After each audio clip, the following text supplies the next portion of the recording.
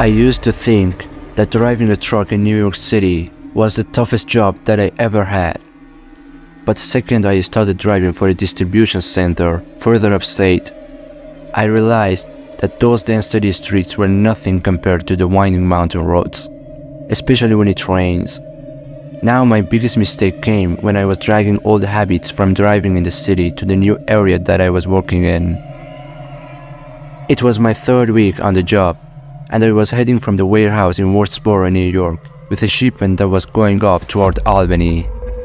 It was about 1:30 in the morning when I noticed that the rain was starting to calm down, and I turned my wipers on.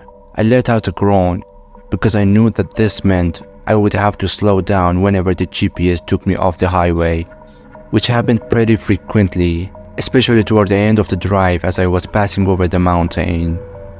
As soon as I got onto the off-ramp, I began slowing the truck down and continued to take it as slow as I could. I began winding my way down the mountainside.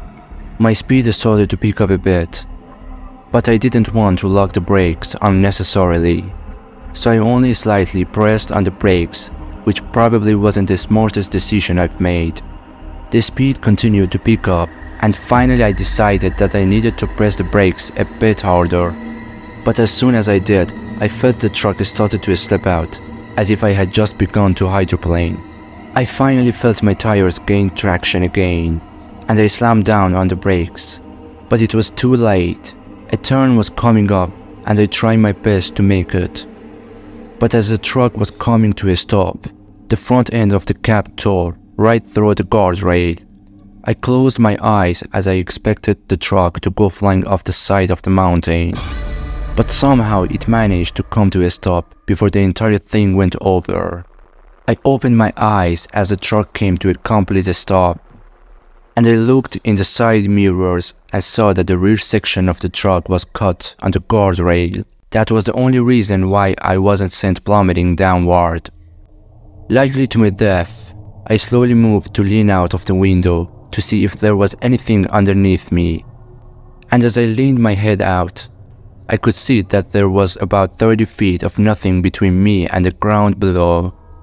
I slowly sat back down in my seat as I tried to figure out my best course of action. I reached for my phone, and as I moved a bit, I could hear the sound of creaking in the metal behind me. I moved even slower. As I grabbed my phone and called emergency services for help, I told them my location and the situation I was in, and they assured me that help was on the way and not to move. I have to admit, I contemplated trying to climb out of the door and over to the road.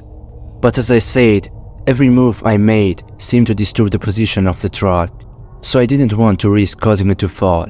Further, I sat there for 2 hours as I waited for the fire department to reach me. With each gust of wind that blew by, I prayed that the truck would hold me up.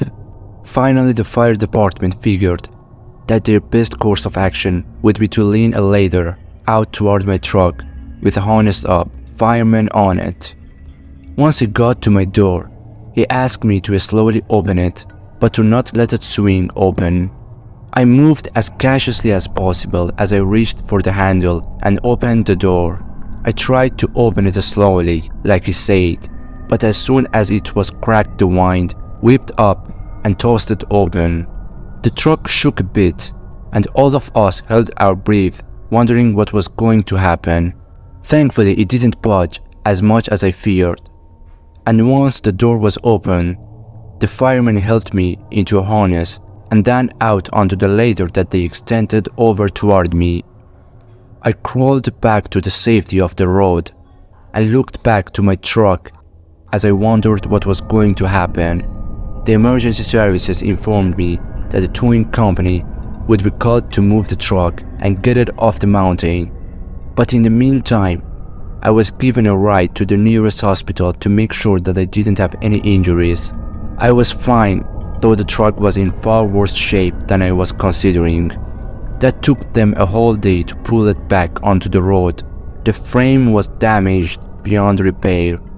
The only bright side of the entire event was that I came out of it unscathed.